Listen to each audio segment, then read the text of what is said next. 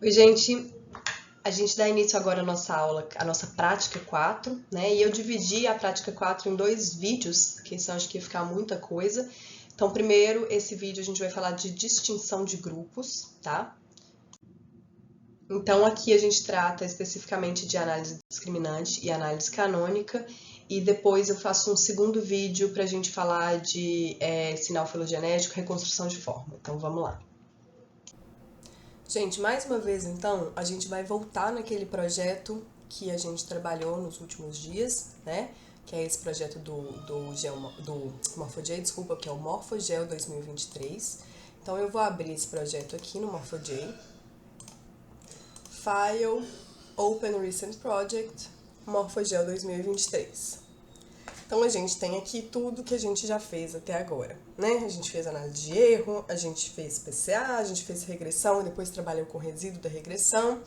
E a gente analisou essa Procruz da Nova de duas maneiras, olhando para o erro e olhando para a simetria, né? Depois a gente fez uma PCA com componente assimétrico. Legal, então agora a gente entra na parte de distinção de grupos. A gente viu na aula teórica que no Morphojay a gente tem basicamente duas análises para distinção de grupos. A gente tem uma análise que é para distinção de dois grupos, que é a discriminante, e a gente tem uma análise que é para distinção de 3 ou mais grupos. Então, nós vamos começar fazendo uma discriminante aqui com os dados de Shenodon. Vocês lembram quando a gente estava olhando aqui os classificadores, né? Então eu vou em preliminares e edit classifiers, que a gente tem aqui fêmeas e machos, né? Vou cancelar aqui. Então nós vamos fazer uma análise discriminante para ver se a gente consegue separar machos e fêmeas, tá? Selecionei aqui os dados. Eu vou vir aqui em Comparisons, no menu aqui em cima, e Discriminant Function. Como sempre, a gente vai colocar o nome da análise, né? Então eu vou colocar dimorfismo Shenodon, pra gente saber do que a gente tá falando, né? O dataset é o Shenodon Average by Inde, eu vou trabalhar com um componente simétrico, tá bom? Aqui, nesse primeiro quadro, a gente escolhe sexo, e aqui vai mostrar todos os pares de grupo que tem. Nesse caso, a gente só tem um par, que é macho e fêmea, mas se a gente tivesse vários grupos, a gente só conseguiria testar pares com essa análise. Então, eu vou selecionar aqui e eu vou selecionar também um teste de permutação para ver se o nosso resultado é significativo ou não, tá? Então, o nome da análise, o dataset, o data type é o componente simétrico, a gente escolhe o classificador, o par que a gente vai testar, permutation test e executa. Bom, automaticamente vai abrir essa aba de gráficos, né, como sempre. E aqui a gente tem uma primeira subaba, que é a Shape Differences, a gente já vai falar sobre ela com mais detalhes. Depois a gente tem os Discriminant Scores. Discriminant Scores é justamente a análise discriminante, né, então o zero aqui seria a diferença entre macho e fêmea, para cá macho, para cá fêmea, e a gente tá bem separadinho. E a gente tem aqui o teste de validação cruzada. Então aqui a gente tem um resultado muito interessante, né? Vocês veem que aqui na função discriminante está bem separado. Mas na validação cruzada a gente já tem uma sobreposição grandinha, né? Ainda que a gente tenha mais machos do lado de cá que fêmeas e mais fêmeas do lado de cá que machos, a gente tem uma sobreposição. Para a gente entender melhor esses números, vamos vir aqui na aba de resultados, tá? Então eu vou clicar na aba de resultados e aqui a gente tem o resultado da nossa função discriminante. Aqui a gente vai ter então a distância de procrustes entre a média dos dois grupos. Então ele fez uma média de forma de macho, uma média de forma de fêmea e calculou a distância de procrustes entre essas duas formas. A distância de Mahalanobis, né? Vamos lembrar que a distância de Mahalanobis é nesse espaço transformado da análise discriminante e a distância de procrustes é uma distância mais real. E aqui a gente tem os testes, né? De significância, se essa distância é significante ou não, 0,9, bem não, né? Então vamos lá, o que a gente tem aqui? A gente tem aqui que no teste discriminante dos 12 indivíduos que a gente tinha do grupo 1, que é fêmea, todos foram identificados corretamente, tá? E dos machos, dos 19 machos, um só foi identificado erroneamente, um foi identificado como fêmea, o resto foi identificado como macho. Então, na discriminante, parece que a gente tem uma discriminação legal, né? Mas aqui na validação cruzada, lembrando que a validação cruzada ele vai tirando cada hora uma observação e aplica o vetor de discriminante para ver se vai cair no grupo certo ou não. Das 12 fêmeas, 8 foram alocadas corretamente, 4 não. E das 19 machos, 12 foram alocados corretamente, 7 não. Então, basicamente, a gente tem aqui que 2/3 foram alocados corretamente. Aqui também mais ou menos 2/3. Parece ruim, né? Ainda mais se a gente olha esse gráfico aqui, vamos voltar para a aba gráficos, mas a gente tem que lembrar que nessa análise a gente tem um N pequeno comparado com o número de landmarks, né? Se a gente fizer um cálculo rapidinho aqui, só para vocês entenderem, eu vou vir aqui em Edit Classifier só para ver quantos indivíduos que a gente tem. A gente tem 1, 2, 3, 4, 5, 6, 7, 8, 9, 10, 11, 12, 13, 14, 15, 16, 17, 18, 19, 20, 21, 22, 23, 24, 25, 26, 27, 28, 29, 30, 31. Eu tenho 31 indivíduos, né? E eu tenho 37 landmarks. Eu tenho 37 landmarks em 2 dimensões, né? Então, eu tenho 74 menos 4, 70, dividido por 2, 35. Eu tenho 35 dimensões na minha análise e 31 indivíduos. Eu tenho menos bichos do que dimensões. Então, assim, essa análise tem tudo para dar errado. O ideal seria eu ter pelo menos 70 indivíduos para tentar esse teste, né? Então, considerando que meu N é muito pequeno, esse resultado não é ruim. Porque mesmo com um N pequeno, 2/3 foram identificados corretamente. Então, isso significa que provavelmente, se eu tivesse um N maior, eu teria uma discriminação melhor, né? Então, legal, isso é o que a gente consegue ver nessa análise. Tá longe de ser o ideal, né? Mas também o nosso N tá longe de ser o ideal. Agora vamos em Shape Differences e vamos ver o que isso aqui quer dizer. Então, eu vou trocar o tipo do gráfico, a gente já fez isso, né? Todos os dias que a gente trabalhou aqui. Então, botão direito, Change the Type of the Graph. Eu vou colocar o nosso outline, que a gente importou. Fica mais fácil da gente visualizar as mudanças. Tá. O que eu tenho aqui agora? Eu tenho que o que está em preto no default é o que fica em azul escuro, tá? É o que a gente chama de Target Shape. Então, o que fica em azul escuro no default vai ser sempre o que está à direita aqui embaixo, ó. Então, é o macho. E o que está em cinza é a fêmea, tá? Então, aqui eu tenho isso. O que está no Target Shape vai ser o que está à direita aqui, e o que está no cinza ou no Start Shape é o que está à esquerda, que é fêmea. Se eu virar aqui e colocar com o botão direito Set Scale Factor, a gente vai ver que aqui está no 1, tá? Então, o 1 é a diferença real entre macho e fêmea e está mostrando macho, né? No fundo está mostrando a fêmea, mas o Target Shape é macho. Se eu colocar um menos aqui na frente e apertar OK, agora eu estou mostrando a fêmea e o fundo é macho, tá?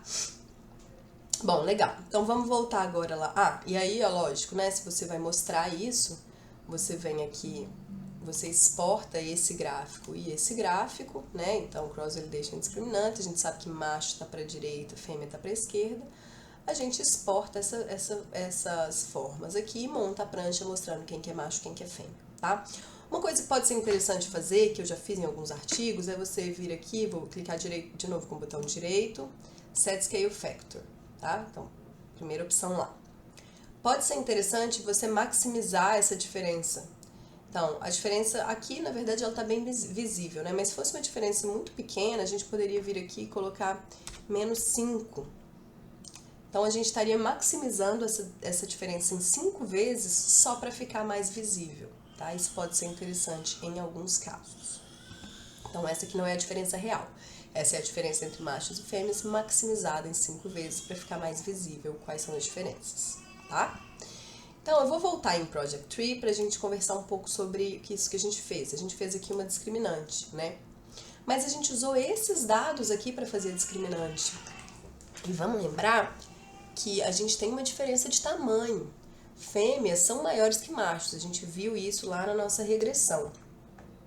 Se fêmeas são maiores do que machos e existe uma alometria significativa, e a gente quer saber se a forma é diferente, não só o tamanho, aqui eu acho que seria interessante a gente testar então a diferença entre machos e fêmeas, retirando o efeito do tamanho, ou seja, a gente usar aqui os resíduos da regressão, né? Então eu vou refazer essa discriminante dessa vez com os resíduos da regressão e a gente compara os resultados.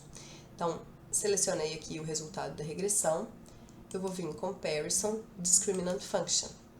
Então, eu vou colocar dimorfismo, resíduo. Agora, a gente tem aqui o dataset é Regression, alometria, Shannon. Então, a gente está mexendo com os resultados da alometria. E o tipo do dado, a gente vai ter dois tipos, resíduo ou valor predito. Eu vou selecionar o resíduo, sexo, fêmea e macho, teste de permutação. Ok? Executa. Bom, vamos ver a diferença agora. Então, abriu a nossa aba de gráficos. Eu vou primeiro vir aqui no Discriminant Scores. Muito parecido, né? Vamos comparar aqui em cima, ó.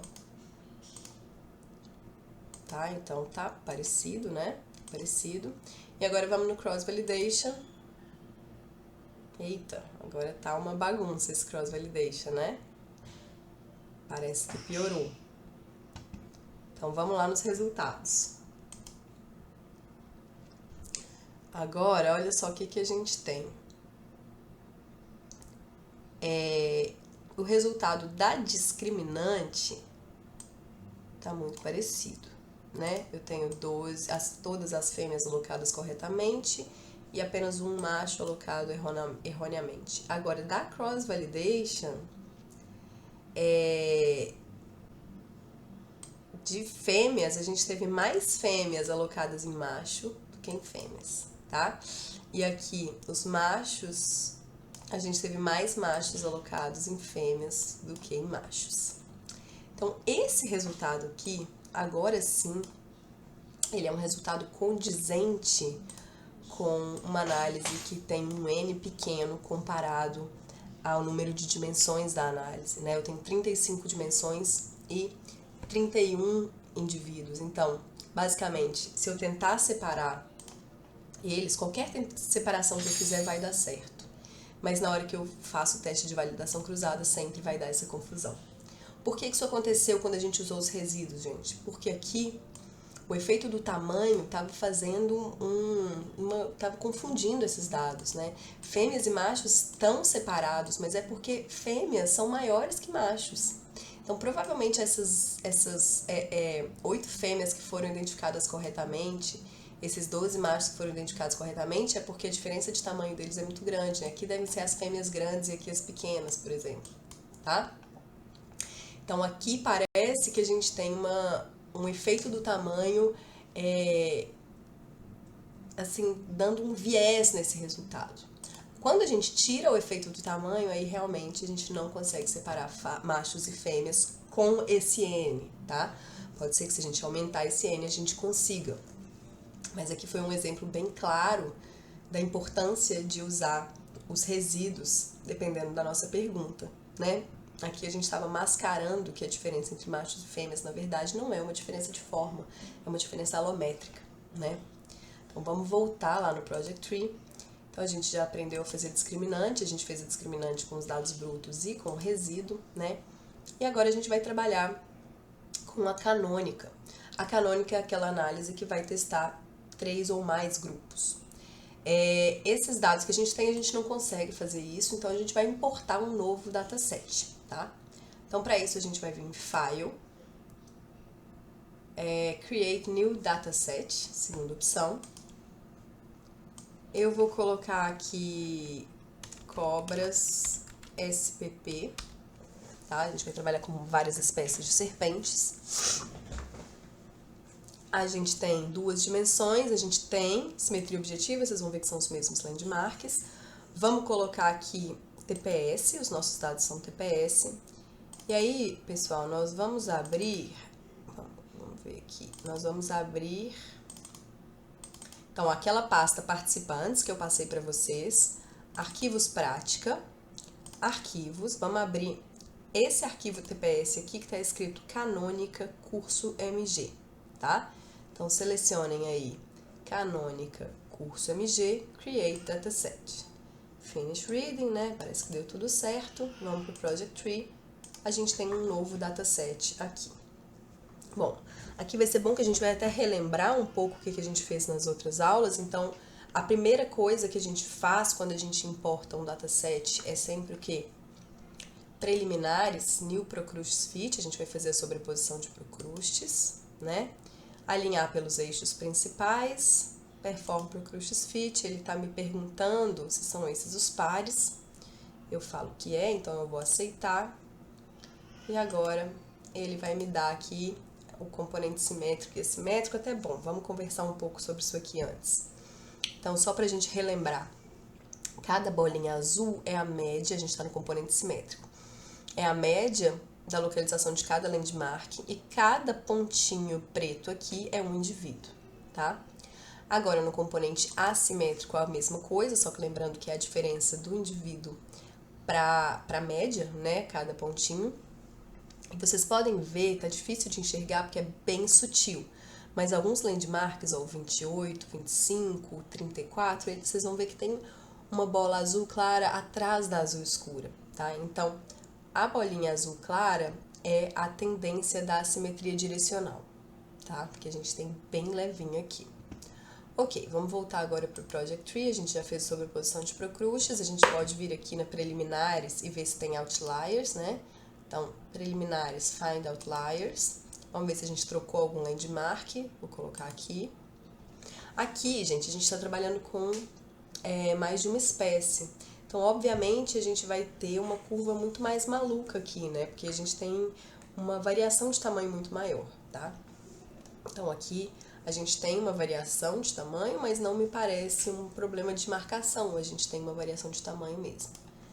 A gente vai mexendo aqui para ver se a gente tiver alguma coisa muito errada. Tudo que eu tô vendo me parece simplesmente diferença de tamanho mesmo. De tamanho não, desculpa, de forma, né? Porque a gente tem espécies diferentes. Ok. Os mais diferentes estão em cima, então já foi, nada muito errado. Vamos cancelar aqui então. Voltamos no Project Tree. Agora a gente já fez a sobreposição de Procrustes, a gente vai colocar os nossos classificadores. Então, preliminares, extract new classifier from ID string, que é a quinta opção. Aí aqui nós vamos colocar primeiro SP, para saber qual é a espécie. Aqui a gente vê que tá assim, SP1, SP2 e SP3, tá? Então, do caractere 1 até o 3, a gente tem a espécie, do 1 até o 3, ok? Então, 1 até o 3, executa. Agora vamos de novo, preliminares, extract new classifier from ID string, agora vai ser indivíduo, tá? O nosso classificador para indivíduo, ele vem 1, 2, 3, 4 do caractere 4, até o 5, 6, até o 6, ou até o menos 5, tá? Mas aqui eu vou colocar 4 a 6, já que a gente tem o mesmo número de algarismos, 4 a 6, executa. Agora eu sempre gosto de vir em preliminares, edit classifier, só para ver se ficou certinho. Então a gente tem aqui SP1, SP2 e SP3, tá? Lembrando, pessoal, aqui eu vou cancelar, que aqui a gente não tem aquelas réplicas de foto e tal, que eu peguei esse dataset mesmo só pra gente testar a canônica, então aqui a gente não tem réplica, a gente não vai fazer análise de erro, a gente vai direto pro que interessa, tá? Então, legal. Vamos fazer primeiro uma PCA, pra gente ver se a gente consegue separar esses grupos com PCA. Para fazer uma PCA, a gente clica aqui, né, no dataset, vamos primeiro gerar nossa matriz de covariância, então preliminares, generate covariance matrix. A gente vai selecionar o dataset que é o cobras e o componente simétrico, data types, ok?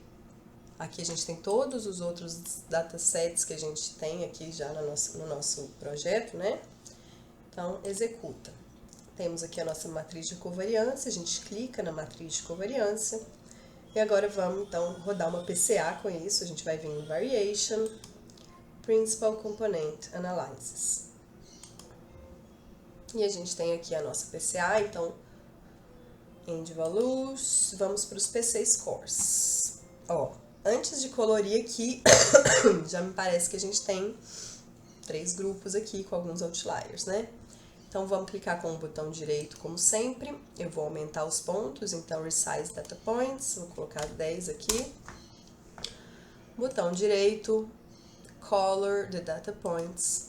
Vamos colocar de acordo com a espécie, então, eu marquei aqui em cima, Use a Classifier Variable to determine the color. O classificador vai ser espécie, aqui já está a cor para as 3 espécies. Ok. Então, basicamente, a gente tem aqui o que? Azul, que tá bem maluco, né? A gente tem, então, um SP3 que caiu aqui no SP1. 3 SP3 que caíram totalmente fora de tudo, né? Mas, no mais, a gente tem os 3 grupinhos bem separados, tá? Isso na PCA, gente. A gente ainda não chegou na canônica, tá? Então, aqui tem um indício muito forte de que, de fato, as 3 espécies têm uma morfologia do crânio diferente, né?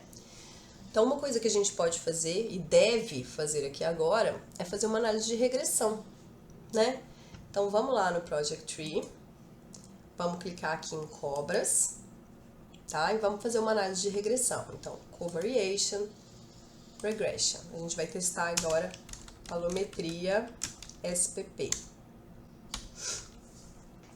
Então, a gente vem aqui em cobras, na variável dependente, né, componente simétrico.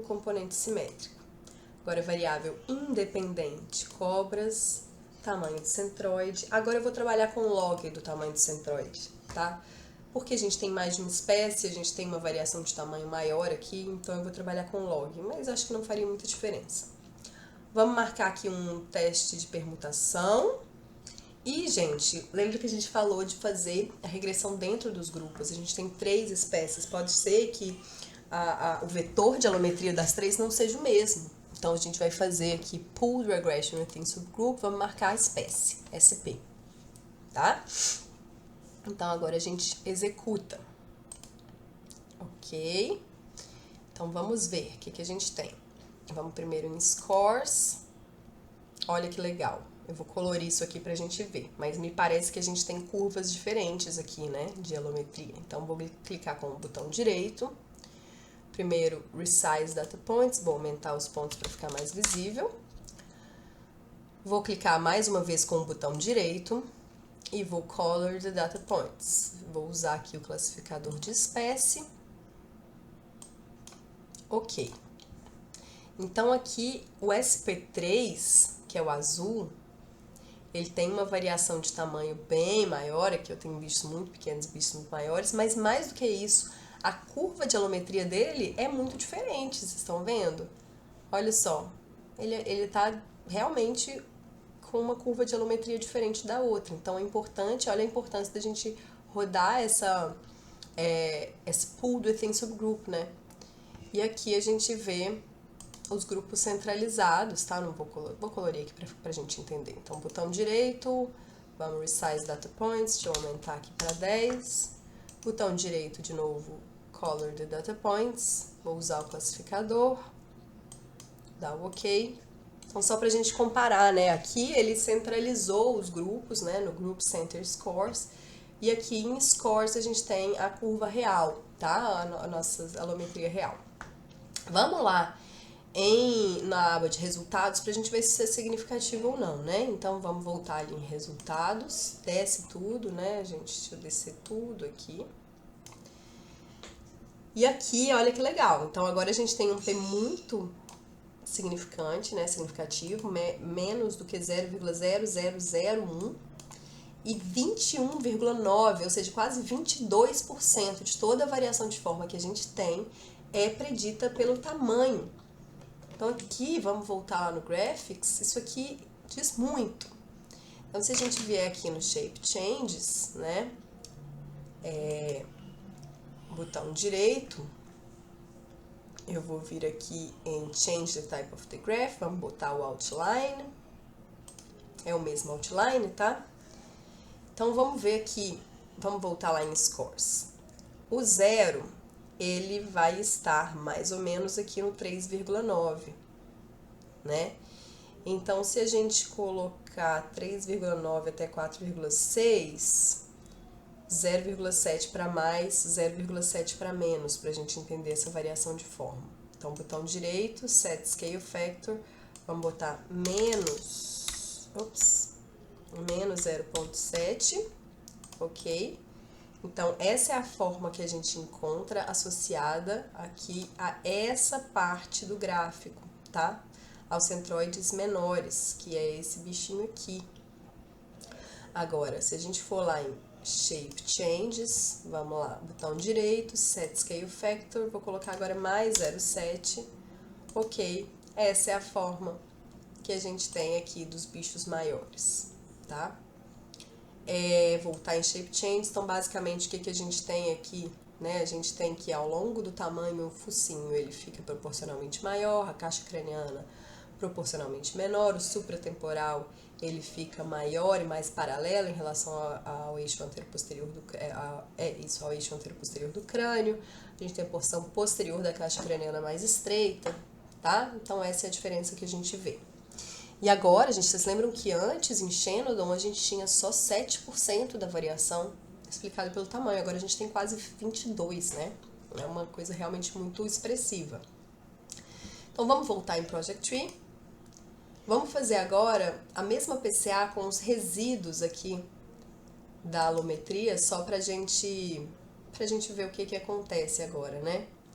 Então vamos vir aqui em preliminares, vamos gerar uma matriz de covariância, Generate Covariance Matrix, que é a quarta opção. Vamos marcar Regression e resíduos, ok? Aqui então, Dataset, Regression Alometria, Data Types, Regression Residuals e vamos executar. Agora a gente seleciona a nossa matriz de covariância, vamos em Variation, Principal Component Analysis. Ok. Então vamos lá, vou em PC Scores, eu vou apertar aqui botão direito, Resize Data Points, vou colocar 10 para a gente enxergar melhor. Botão direito, Color do Data Points, vou colocar aqui para usar os classificadores, né? Então SP, ok. Vamos comparar agora. Ó, então melhorou um pouco, né? Aqueles outliers, a gente ainda tem 2 outliers, mas aqueles indivíduos que estavam caindo muito dentro do outro grupo já não estão mais, né? Esses bichos aqui já não caem dentro do SP1, tá? Só que, pessoal, uma coisa que eu tô aqui simplificando, né, pra gente ser mais rápido, mostrando só o eixo 1 e o 2, mas é sempre legal, a gente falou sobre isso na aula teórica, a gente explorar todos os eixos. Então pode ser que se a gente explorar outros eixos, esses bichos, né, mesmo nesse PCA aqui, esses não iam cair dentro, né? Então por isso que é interessante a gente explorar todos os eixos. Pode ser que algum eixo separe melhor, outro pior, tá? Bom, legal. Então, uma coisa que a gente já consegue observar aqui é que essas duas espécies parecem mais próximas entre si do que essa aqui, né? Isso já é alguma coisa. Então, agora, gente, vou voltar em Project Tree. Por enquanto, a gente só fez coisa que a gente já tinha feito, né? PCA e regressão. Então, agora sim, vamos para análise canônica, né? A primeira análise canônica que a gente vai fazer, vamos selecionar o dataset, cobras SPP, tá? E a gente vai testar então a canônica com os dados brutos, sem os resíduos da regressão primeiro. Aí a gente compara o resultado, tá? Então vamos lá em Comparisons, Canonical Variate Analysis, primeira opção. Então a gente vai colocar aqui cobras SPP, dataset cobras SPP, o data type, componente simétrico. E o que a gente quer testar? Os grupos são as espécies. Vamos fazer um teste de permutação cruzada desculpa, de permutação cruzada não, teste de permutação entre os pares de distância e vamos executar. Bom, então aqui a gente vai ter duas abas, tá? As mudanças, CV Shape Changes e CV Scores, que são os nossos gráficos. E aqui ele já vem coloridinho, tá? Eu vou só aumentar, botão direito, Resize Data Points, pra gente enxergar melhor. Então, pelo menos pelo gráfico, me parece que as três espécies estão muito bem separadas, né? E uma análise canônica, ela funciona, assim, a parte gráfica, da mesma maneira que uma PCA. Então, a gente tem a variável 1 e a variável 2 aqui, e aqui no CV Shape Changes a gente vai ver as mudanças de forma associada a cada uma dessas variáveis, a cada um desses eixos, né? Então, se a gente clicar com o botão direito, eu vou mudar o tipo do gráfico mais uma vez aqui, vou colocar Change the Type of the Graph, vou colocar o Outline, ok? Para ficar mais fácil da gente entender. Aqui a gente está vendo o CV1, o primeiro eixo. Então, vou voltar ali no gráfico. O primeiro eixo, ele varia de menos 10 a mais 15, né? Então, a variação de forma que ele representa é essa. Então, vamos voltar lá. Botão direito, Set Scale Factor, vou colocar agora aqui menos 10, para a gente ver um extremo. Então, em um extremo, a gente tem isso daqui, ó. A gente tem um focinho grande, né? A gente tem uma porção posterior do crânio estreita, a gente tem uma porção, na verdade, essa porção posterior inteira, né? Um crânio todo mais, parecendo mais da mesma largura, né? E agora, botão direito, Set Scale Factor, vamos colocar mais 15, que é o outro extremo. Então, aqui a gente tem crânios que tem essa porção anterior muito menor e a porção porção anterior mais estreita, porção posterior mais larga, né? Os supratemporais, eles estão aqui menores, né? O focinho mais estreito. Então, vamos voltar lá no nosso gráfico. Essa é a diferença que a gente tem desse extremo para esse. Então, basicamente, a SP1, ele tem um crânio todo mais retilíneo, enquanto que a SP3, ele tem um crânio mais com esse formato aqui, tá? Isso no eixo 1, né? Então, clicando com o botão direito, a gente pode escolher o outro eixo. Então, aqui a gente só tem dois eixos, tá? Nessa análise. Vendo o eixo 2, vamos ver aqui, voltar no nosso gráfico, é de menos 10 a mais 10, o eixo 2. Então, aqui a gente tá em 15, né? Não, vamos colocar 10. Então, em um extremo a gente tem essa variação de forma aqui. Então, a gente tem um crânio todo mais estreito. Olha só, como é um crânio todo mais fininho, assim, né? E com o botão direito, Set Scale Factor, vamos botar agora menos 10. Agora, a gente tem um crânio todo mais largo, né? E o supratemporal menor. Então, essas são as variações que a gente enxerga nesse eixo 2 e nesse eixo 1. Mais uma vez, para a gente publicar, né? Para a gente, enfim, exportar esse gráfico, a gente exporta aquelas formas e monta a prancha em um outro programa, tá? Isso, gente, a gente tem isso com os dados brutos, né? A gente não trabalhou aqui com resíduo. Então, vamos refazer agora essa análise com o resíduo da... não, antes, desculpa, vamos lá na aba resultados, que a gente só viu os gráficos até agora, né? Então, vamos lá na aba resultados pra gente ver o que a gente tem de resultados. Então, vamos descer tudo. Subir um pouquinho. Canonical Variate Analysis, CVA. Ok.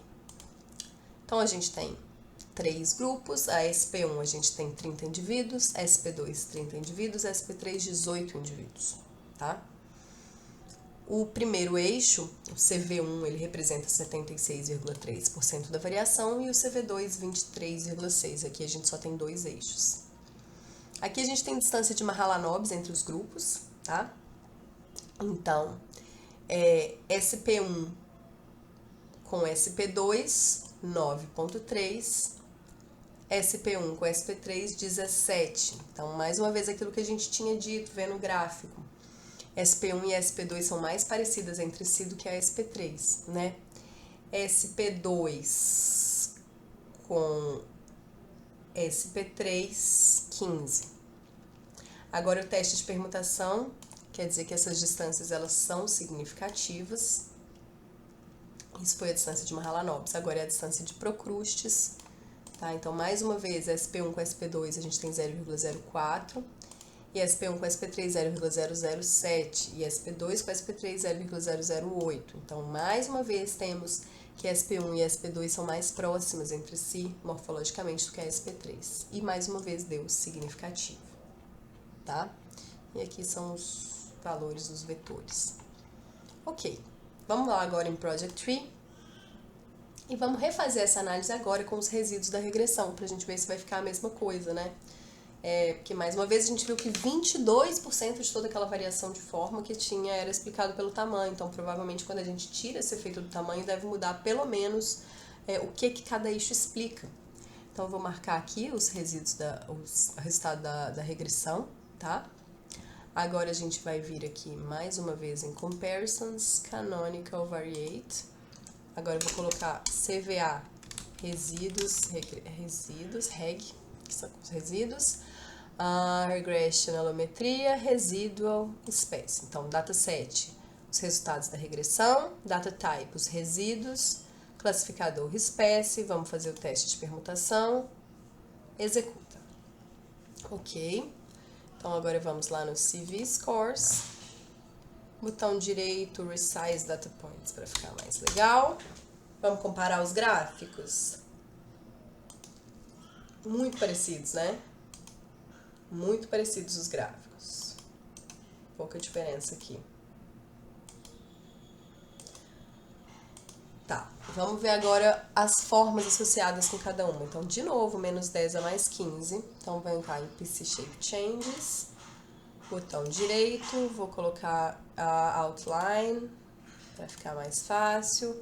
E vamos colocar aqui o menos 10 do eixo 1, tá? Então, botão direito, Set Scale Factor, eu vou colocar agora menos 10. Ok. Agora eu vou vir aqui na outra dataset, vou fazer a mesma coisa só pra gente comparar. Então, vou colocar aqui o eixo 1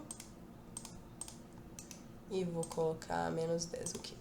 Então, essa aqui é a forma que está associada com o extremo negativo do eixo 1, quando a gente trabalha com os dados brutos, e aqui quando a gente trabalha com os resíduos da regressão. Dessa vez, realmente, quase nenhuma diferença, né? Ó, quase a mesma coisa. Surpreendeu esse resultado. Agora, botão direito, vamos colocar agora o outro extremo, que é 15. Aqui, nesse extremo, vou fazer a mesma coisa aqui, botão direito, Set Scale Factor 15. Também quase nenhuma diferença. Quase nenhuma diferença. Vamos então ver o eixo 2. Aqui o eixo 2, 10 a 10, menos 10 a 10, né? Aqui o eixo 2 também, menos 10 a 10. Acho que vai dar pouca diferença mesmo. Então, vamos lá. Botão direito, vamos escolher agora o eixo 2, ok. Set Scale Factor, vamos colocar aqui 10 em vez de 15, ok. Vamos no outro aqui, eixo 2, ok. Set Scale Factor, vou colocar 10, ok. Gente, a gente praticamente não tem diferença, tá? Tem uma diferença, mas é muito pequena. Então, aqueles 22%, eles fizeram realmente pouca diferença em termos de CVA, tá? Ainda assim, no PCA vocês lembram que fez muita diferença, né? Mas ainda assim, eu recomendo, nesse caso, usar o resíduo, né? É um resultado mais confiável, tá? Com os resíduos da alometria. Beleza, então a gente tem aqui bem separadinho, vamos voltar em Project Tree, certinho, a gente já aprendeu, hoje foi bom que para fazer essas análises a gente acabou dando uma revisada nas outras análises, né? E hoje a gente fica então por aqui. Até mais, pessoal! Agora, pessoal, não se esqueçam de salvar, tá? Então, sempre que terminar as análises, vai lá em File e salva o seu projeto pra gente não perder tudo que a gente fez. Até mais!